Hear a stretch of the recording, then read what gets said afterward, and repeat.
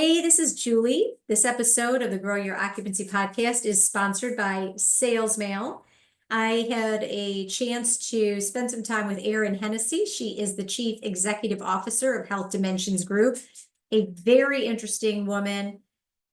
Could talk to her all day, a very kind person, a caring person, someone I connected with several years ago at a conference.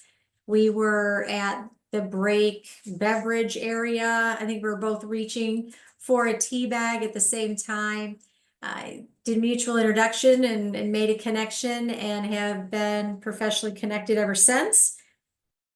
One of my favorites in our business talks about her journey to Chief Executive Officer, a woman in leadership, how important it is to her to lead the company's lead the company's vision, and to really lead based on the mission, the company mission, vision, and values, and the importance of personal connection, and also what the impact is, in her opinion, of the sales director, specifically the skills of a sales director, what impact that makes on ultimate outcomes, and ultimately the relationship between leaders at the community level. We talk a lot about sales and the executive director leadership, but really all department heads. I hope you enjoy this episode sponsored by Sales Mail of the Grow Your Occupancy podcast.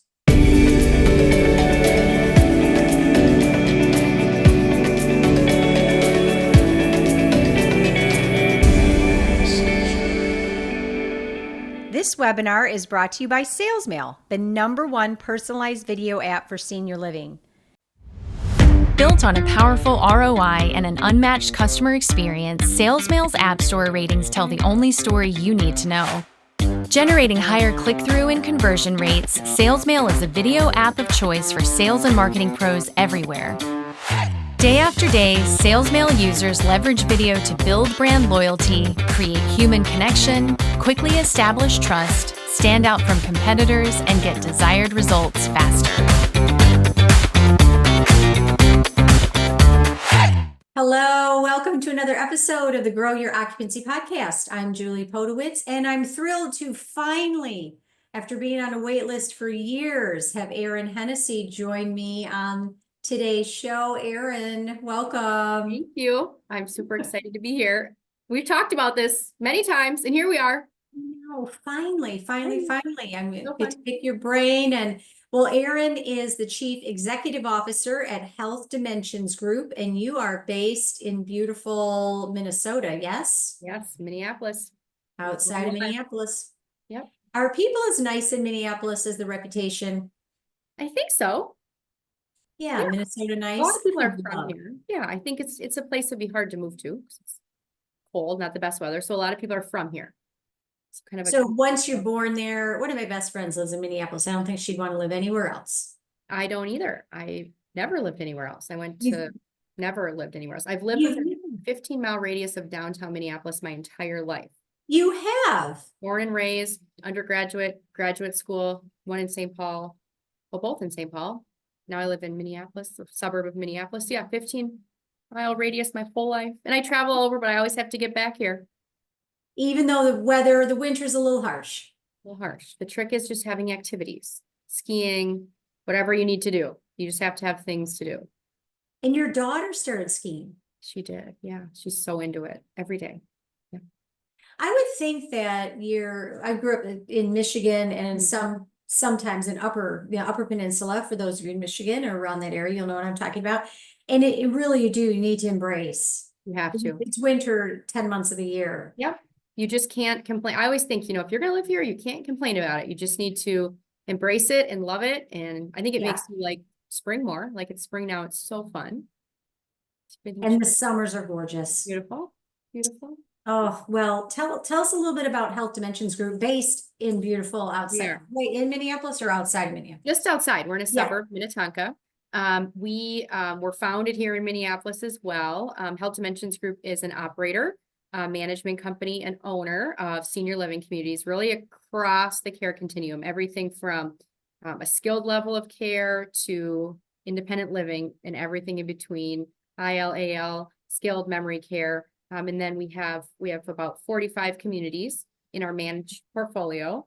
And then in our consulting division, which is a separate but integrated division in our organization, we provide consulting services to about 1,000 clients. That's everything from financial, clinical, operational, strategy. Those are other operators, government organizations, the VA, health systems, anyone looking to improve care to seniors and specifically operationalizing it. So we have, I think, about 1,000 clients.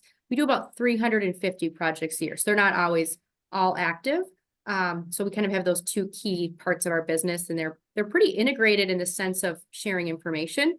They run separately, but a lot of information going back and forth. You know, the ops team will call the consulting team to do some analytics or market research or understanding, you know, claims codes and patient flow. And then consulting will call ops and say, hey, I'm working with this client and I don't know what the answer is here. What would you do? So those teams communicate a lot and kind of play off of each other and do refer a lot of business to both divisions. So it sounds, well, I mean, it sounds like you really have the capability to truly work as a team. And I was wondering if there was some cross reference or referrals, cross referring there. Yeah. Absolutely. Yep. Yeah. Wow. And what is so you chief executive officer over the entire company, so both divisions, and love woo women in leadership. I love it. I love it. Yay. How did you get where you are today in your career? Well, my dad started HGG in the late 80s with a couple other gentlemen, and they ended up growing it and selling it. It was mostly owner operator at that point, heavy sniff, but some of the first ALs, you know, late 80s. Wow, great. Sure. They called them senior apartments.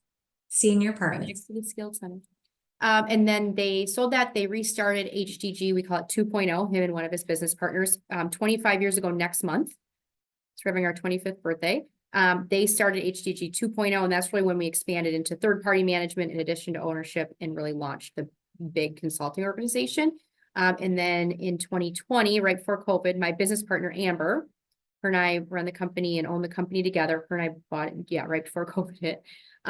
So how it started was just being there, right? Like I always tell this crazy story. My mom was pregnant with me when she was working at a skilled care community that my dad was the executive director at.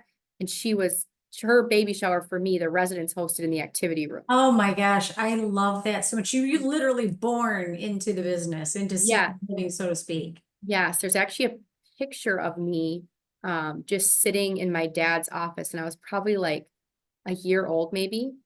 I love just sitting in a nursing home, and that's how I grew up. And then I worked a lot in the communities, and then my dad started HGG, so there were more. And then I started working in a community at 14 as a dietary aide, which is like my all-time favorite job still. And so kind of since then I've done everything. I've worked in sales and marketing. I worked in activities. I was an ED, was a regional director of operations. I did a lot of business development here at HGG, kind of worked all the way around, ran our consulting business for a few years. I ran our rev cycle. And then 6 or 7 years ago, I stepped into my new role. And so how I got here, I would say just being born into it and loving it, right? Like just because you're born into it doesn't mean you love it. But I always there's not a lot of pressure. And my dad's like, if you like it, great. But if you don't, you don't have to. If you do, great. And then just mentorship. I was actually writing an article the other day. It's like, no one's born knowing anything about senior living. That's the truth. It's all taught. And it's all people who mentor you and teach you everything. And so the reason I've gotten where I've gotten, I think, is other people taking the time to coach and mentor me. And I'm still so open to it. And my dad and his business partner and a lot of people actually still work at HGG taught me so much and were my mentors too. So I'd say that's how I got here. And then I'm just really fortunate now to have Amber, my business partner, and we kind of divide the business of internal, external. Like the internal operations, making sure things happen is her, and really the outbound, the sales, the marketing, all those things, consulting, all to me. Right. Well, as a fellow, I guess, consulting company, you never take your eyes, or business, you just can't take your eyes off the the front door, the No, sales funnel, yes, right? yes. Yeah. 100%.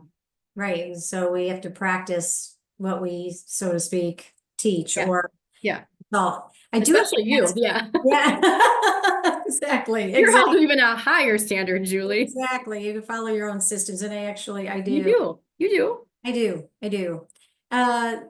I wanted to ask you though about when you're talking about leadership and mentorship. You said learning, and isn't it true? There's no, well, maybe there's loads of great books now, but people just aren't more knowing really anything. But senior living, most people weren't born into it.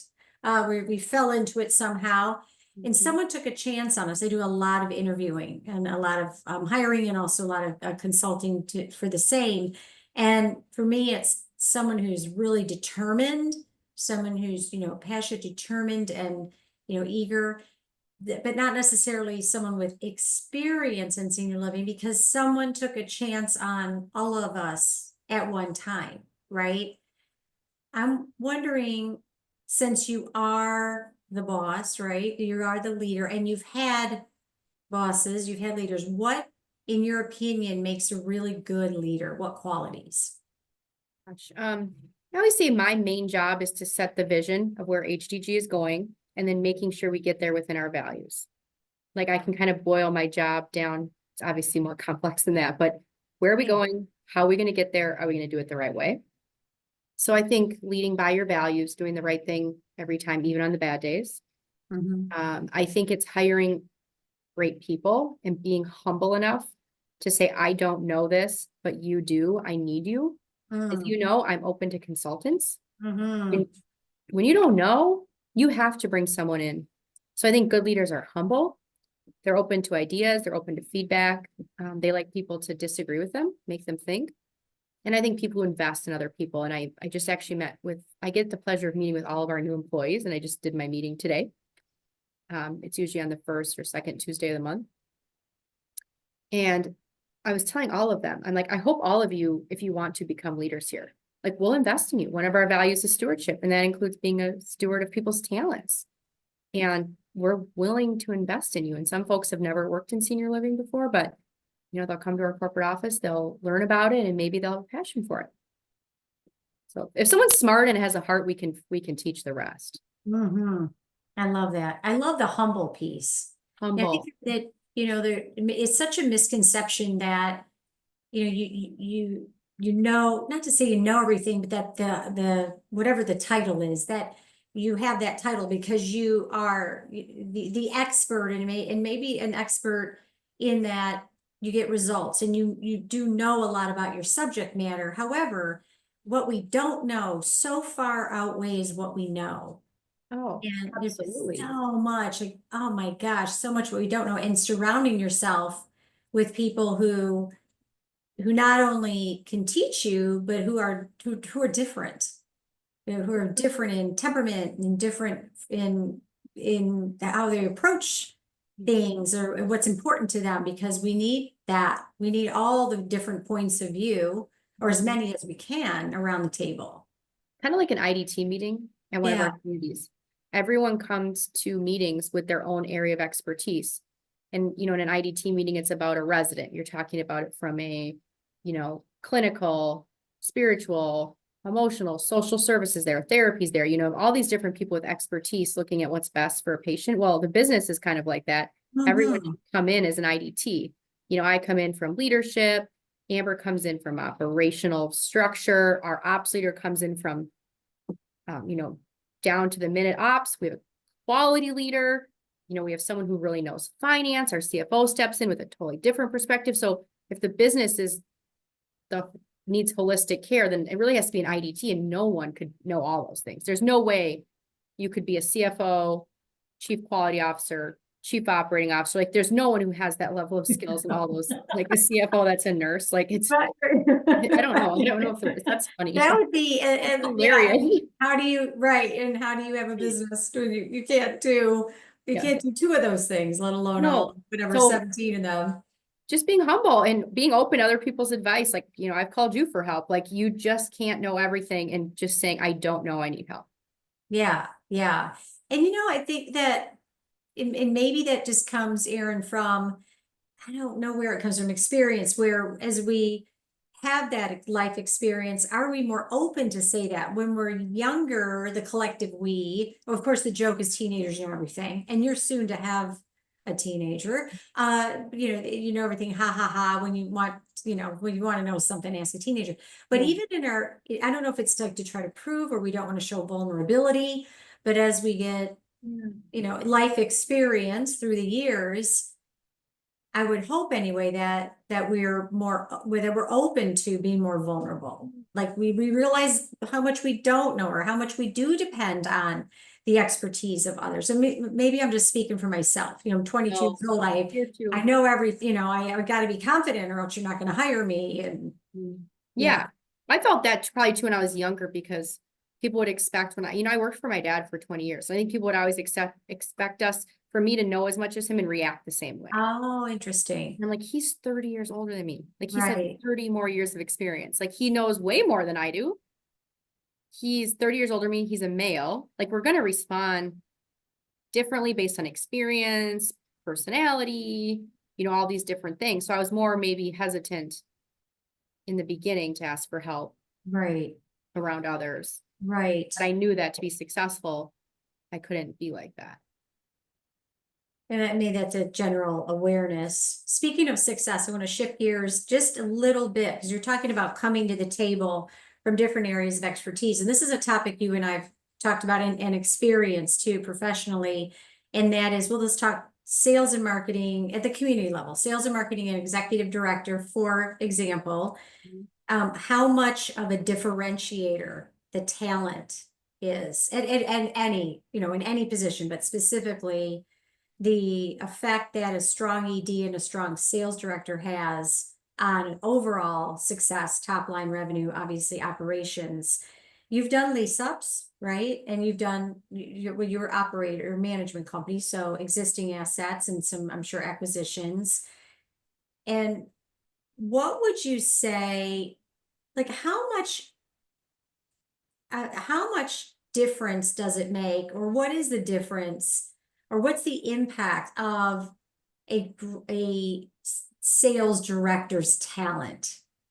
Yeah, I think that's the magic, right? That you're always trying to find. And I think when there's a strong ED and there's a strong salesperson, that's magic. And if they can combine that with a quality product that they're selling, that's just it's the perfect recipe. Now we have 44 communities, I think. We onboard. We actually had some on board on April 1st. Yeah, so super. Congratulations, no joke. I think you're at 45, you said. Yeah. And you look at all these communities and they're all different and some have wait lists. Some are still pushing in ramp up. Some are not in ramp up, but are pushing from, 90 up to 98%. Like they all have different goals and have different success in different markets.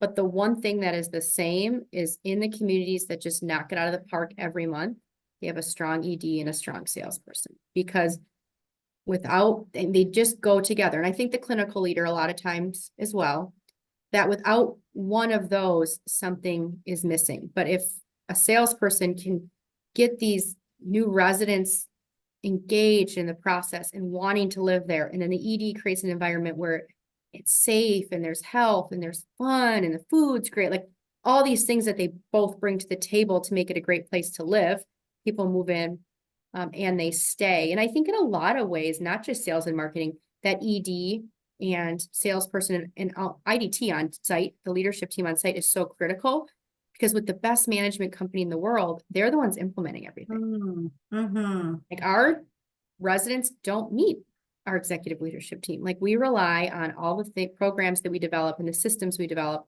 on other people to implement them. And if they're not strong, it doesn't work. So I love investing in EDs and sales training, because I think that's where our money and our time is best spent. Like it's spent all the money in the world on advertising and digital and SEO and all these things. But if someone walks in and it doesn't feel like home, or the salesperson doesn't call them back, that was all for nothing.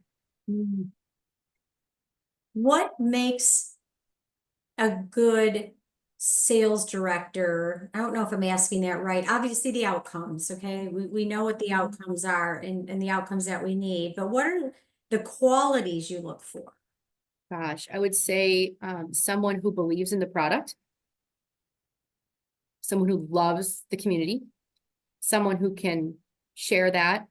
I think there are people who have just impeccable sales skills, but social skills.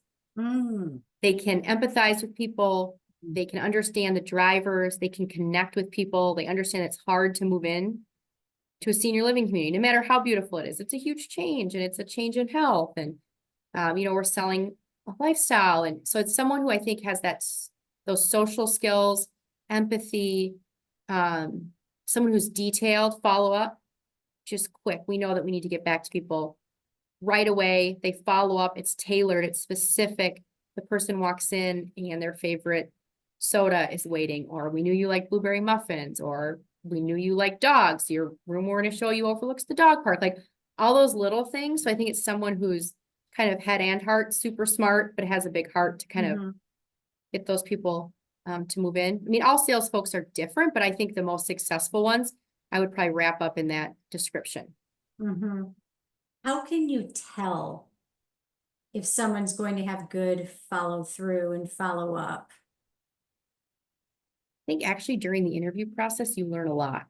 Like the follow-up, did they send you the email right away? How good was the research when they hopped on their interview? Because we know that our sales teams should have researched a lot of things before they have the person on site. They've asked a lot of questions. So I would say the same skills that when someone's looking for a job, you're going to have when you're trying to sell someone senior living is, what do you need? What are you looking for? What do you do on this? Here's what I can bring. Like, it's kind of those same things.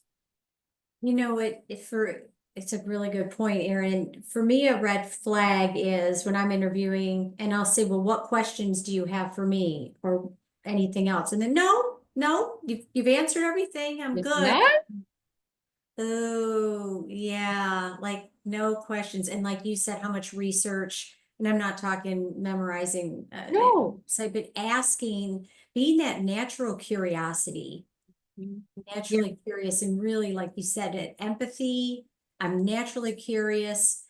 One of my very best friends from long high school, a long time ago, came to visit last week here in Nashville. So of course we went honky tonky. And one of the things I love about her is she's so curious and she's so interested.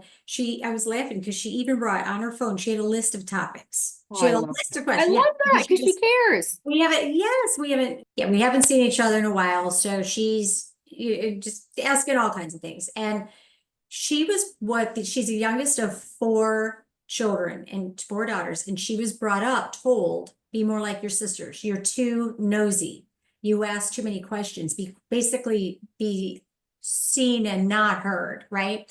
And so she said it's just like in recent times, and we were talking about evolving and learning about ourselves and being, being a little bit more vulnerable, where she realized, you know what? This is who I am. I really am naturally curious. I'm not being nosy. And I said, oh my gosh, Kelly, I hire you for senior living sales. And it's a shame that was kind of squashed, because that quality, I was thinking about, that's why she's so appealing to me anyway. Is she just like even leans forward and is so interested, and so it's just a roundabout way of saying how it just drives it home that I think most people want to be seen and heard, right? And so when we come to each conversation as a salesperson with the natural curiosity, because you're coming to me with a challenge or a problem or curious about the product or the service, I in turn stop and learn about you. So you can learn a lot in that. I think natural curiosity. It's not forced. It's not going through a checklist. It's truly saying, well, what did you do for a living? Right. And what do you like to do for fun? And where do you live now? Do you love it? What stresses you out? And it's not checking questions off. It's like truly engaging with another person and learning about their life. And even if they don't move in now, you got to know someone else, and great, you know something about them. You have one more friend in the universe. So I think it's people who are, naturally curious, empathetic, engaged, interested in other people. Yeah, and then just the follow-up, because we know, especially now, how many touches and interactions, and it's quick. And so making sure that they're quick, good team players, because they can't always be at the community to do a tour. They may be out at an event. Did they have a great team? Did they already train the concierge and the ED to do their tour like they want? Or, what do they delegate? What do they work with on their team? You call, hey, I'm on my way back with a tour, have a Diet Coke ready. Like, So I think it's teamwork. yeah, yeah. You're talking about being seen and heard. You're talking about being as a leader, uh, sharing really the vision, leading the vision, and that you're aligned with your values, mission values, and the power of a personal touch, if you will. And I'm looking behind you, Oh, and yeah. I see. I'm guessing Oh that my your team God. really lives through those values, because I see cards, I see pictures of your dog, I see little, like, that, I don't want to say trinkets, but Yeah, they're mugs, they're little gifts. Yeah. gifts, and so that, I mean, that speaks to me that when you were talking about that, and I only bring it up because I thought you your team is, or I'm assuming that's who it is really Yeah. does Integral live for my through team. that, and how much it means a lot to you, because I see that Oh, you've I got. love them. Yeah. And it's probably because I love getting personalized gifts for people. That's just how I love showing people that I care, like little gifts that I pick up, and this reminded me. And I think when you do that, people start to do the same for you.